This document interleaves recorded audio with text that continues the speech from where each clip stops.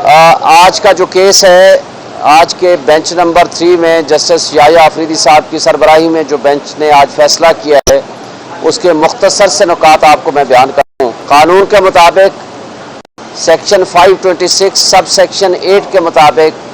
جب کسی جج کے خلاف ٹرانسفر اپلیکیشن آ جائے بیفور دی ہائی کورٹ، تو اس جج کو یہ اختیار نہیں ہے کہ وہ فائنل ججمنٹ پاس کر سکے۔ تو لہٰذا آج کے حوالے سے ہم نے یہی استدعا یہاں کی تھی کہ وہ ججمنٹ نہیں پاس کر سکتا، لہٰذا ان کو روک دیا جائے۔ تو جسٹس یحییٰ آفریدی صاحب کی سربراہی میں اس بینچ نے اس کو واضح بھی کر دیا، اس پیراگراف کو ریپروڈیوس بھی کر دیا، اور واضح ہدایات اور آبزرویشن بھی جاری کر دی کہ جو لوور کورٹس اور ٹرائل کورٹس ہیں وہ اس بابت اس قانون پہ عمل درآمد کریں گے۔ اور اس حوالے سے اسلام آباد ہائی کورٹ میں کرمنل ریویژنز جس کو نگرانی کہتے ہیں وہ پینڈنگ ہیں، اور اسی کے ساتھ 2 ٹرانسفر اپلیکیشنز بھی پینڈنگ ہیں۔ اور کل کا دن جو آرگومنٹس ہوئے ہیں، ایک بات میں واضح کرتا جاؤں کہ ابھی ان نگرانی اور کرمنل ریویژنز پہ آرگومنٹس نہیں ہوئے، اور دوسرا جو ٹرانسفر اپلیکیشنز ہیں ان پہ بھی آرگومنٹس نہیں ہوئے۔ صرف اس بات پہ آرگومنٹس ہوئے ہیں کہ سپریم کورٹ کا 1960 کا فیصلہ ہے جس کے تحت اگر ایک جج اپنا مائنڈ ڈسکلوز کر دے، اپنا وہ فیصلہ سنا دے، تو جب کوئی میٹر ریمانڈ کیا جاتا ہے تو کیا اس جج کو یہ سننا چاہیے، بھیجنا جانا چاہیے یہ کیس یا نہیں؟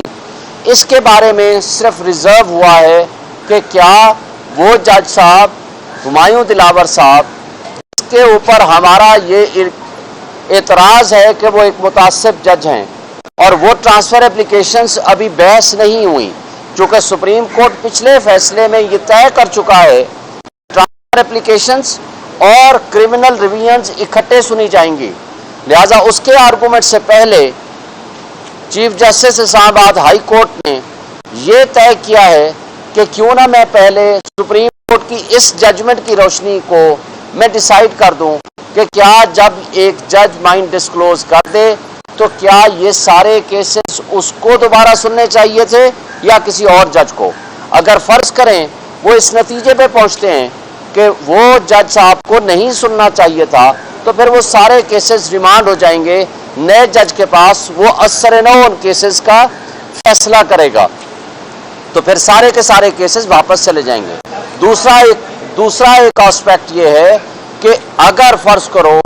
چیف جسٹس صاحب یہ فیصلہ کرتے ہیں کہ نہیں میں نے کیسز کو سننا ہے، تو پھر وہ ٹرانسفر اپلیکیشن بھی ساتھ سنیں گے اور وہ کرمنل ریویژنز بھی ساتھ سنیں گے۔ پھر ان کیسز کے اوپر جو آرگومنٹس ہوں گے اس کا پھر سبسیکوینٹلی فیصلہ آئے گا۔ لیکن آج کی حد تک جو ہمارا پریئر تھا، جو ہمارا کلیم تھا کہ نیچے ٹرائل کورٹ اس کو ڈے ٹو ڈے ہیئرنگ کر کے فیصلہ دینا چاہتا ہے، اس سے پہلے کہ ہمارے اسلام آباد ہائی کورٹ میں پینڈنگ میٹرز ہیں اس کا فیصلہ ہو، اس حد تک ہمیں آج ریلیف مل گیا ہے۔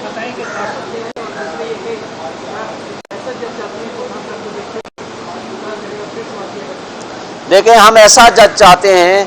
جو نہ صرف انصاف کرے بلکہ انصاف ہوتا ہوا بھی نظر آئے۔ یہ سیٹل پرنسپل ہے۔ یہ ہمایوں دلاور جج صاحب، ان کے اوپر ہمارے کئی اعتراضات ہیں۔ پہلا اعتراض تو ہمارا یہ ہے کہ انہوں نے اپنی فیس بک سے ایسی پوسٹیں اور نازیبا تصاویر لگائیں 2014 سے آنورڈ جو کہ عمران خان صاحب کے خلاف تھیں۔ تو نیچرلی ایک شخص اگر آپ سے نفرت کرتا ہے یا تعصب رکھتا ہے تو اس شخص کو اس کیس میں منصف نہیں ہونا چاہیے۔